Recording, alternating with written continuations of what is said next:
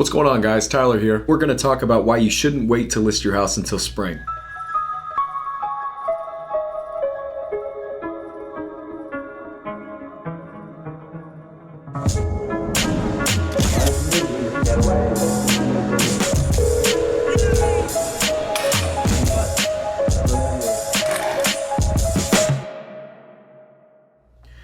If you want to list your house, you should sit out the winter and hammer that for sale sign in the spring. It's one of the biggest beliefs in real estate. Just like anything else in life, it's often not that simple. Here's a few reasons I challenge you to think twice. Number one, less inventory means more attention. Since everyone kind of believes that they shouldn't list their house in the winter and they should bring it to market in the spring, you'd be surprised to find out that the demand for your house may actually be higher in the winter months. That is because of the potential of less inventory.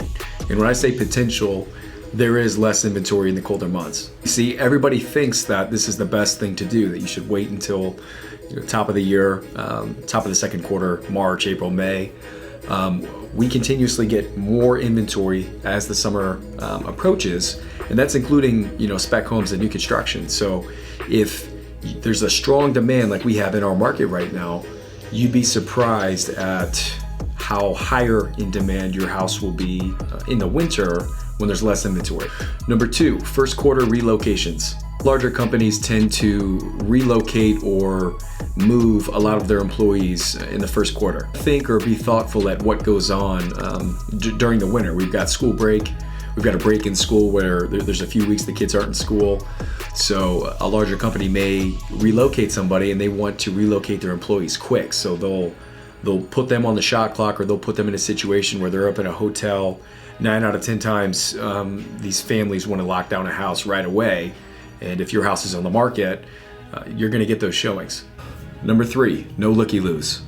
I can almost guarantee the majority of the buyers looking at your house through these winter months, they're going to be a lot more serious than some potential buyers in the spring, in the summer. A lot of times, there's so many open houses and there's so much inventory that gets put on the marketplace. A lot of people, they may see a bigger house in their current subdivision, or they may see a house just get listed that puts that light bulb in their head, like, oh, maybe we should list the house and go look at one. The chances of that occurring in the winter is not as high compared to summer. That's honestly because of the holidays and the weather. So if you're a private person and you don't like your agent hosting open houses, or you don't want a lot of people coming through your house if you're currently living there, this might be an optimal time for you to list your house. Number four, a quicker sale. Believe it or not, some of my biggest deals have been during the winter months. Last year, I think one of my biggest deals closed. I put under contract literally the day after Christmas. I never thought somebody would be out looking at homes around Christmas, let alone the next day. But they wrote an offer, we accepted it, and we closed a month later. In my experience, a lot is put under contract during this time. I'm not sure if that's because of less inventory. I'm going to try to look online and see if there's some data that I can provide you guys that might show the average days on market is a lot shorter during this time compared to summer. But obviously there's so many variables that go into that, given what kind of market you're in the months and total inventory and where rates are and all that stuff. But don't think your house is less likely to sell during this time. Some of my biggest deals were put under contract during this time. 5, current market rates. The last reason I'm going to suggest you might want to think twice before waiting until 2020 is because of where interest rates are right now. These are the lowest rates we've seen in pretty much a decade. So there's never been a better time to take out a 30-year fixed rate mortgage, arguably a 15-year fixed rate mortgage either, just based on that statistic in itself is something to consider. If you don't know how your interest rate affects your monthly mortgage payment, I'll do a video in the future going really in detail about that. Rates change daily. I would not wait. That house you're looking at Zillow or Realtor.com or Trulia, that's right at the top of your budget. Man, if rates go up just a little bit, that can put you, that alone can make that house not an option for you and your family. Especially with an election coming up, I'm not sure how much longer we're going to see the kind of rates that we're seeing right now. To wrap this up, I really just want to touch base on the fact that I think there's going to be more demand for your house if you decide to list it now versus waiting until spring or summer of 2020.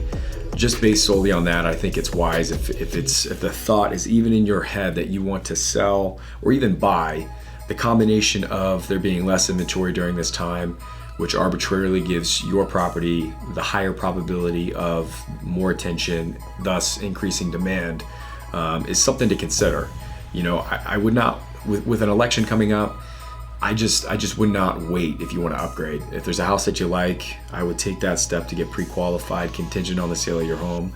I'd contact an agent like me who really knows what they're doing. And, you know, if you got to write contingent on the sale of your home, then that's what you got to do. But I'll do another video in the future too, discussing should you, like if you're currently living in the house and you want to buy another one, do you write contingent on the sale of your house, or should you sell your house and then try to find one? I'll do a separate video about that because that's a whole nother can of worms. But just based on more attention, higher demand, and where interest rates are, there's never been a better time over the last decade to cash out and upgrade, or cash out and, you know, find a similar home and put some money in the bank or pay off some debt or whatever the case may be. I hope you guys gain some value through this video.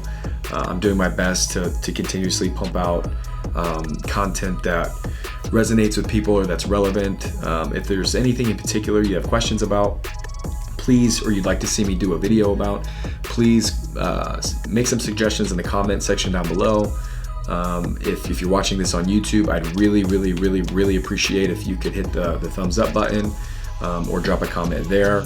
That helps with the algorithm on YouTube to push me to a bigger audience. I'm really trying to help people and answer some of these questions that a lot of people don't touch base on or don't discuss because I don't know why. But I want to put that out there, and I want to have a nice long database of videos, educational stuff that you can really learn something and you can apply to whatever it is you're doing, and just kind of have you know, a second voice in your head to reassure you that you are doing what you're supposed to do, or just give you something else to think about before you make a decision. So like always, thanks for watching. Please like, share, comment, subscribe. I'll see you guys in the next one.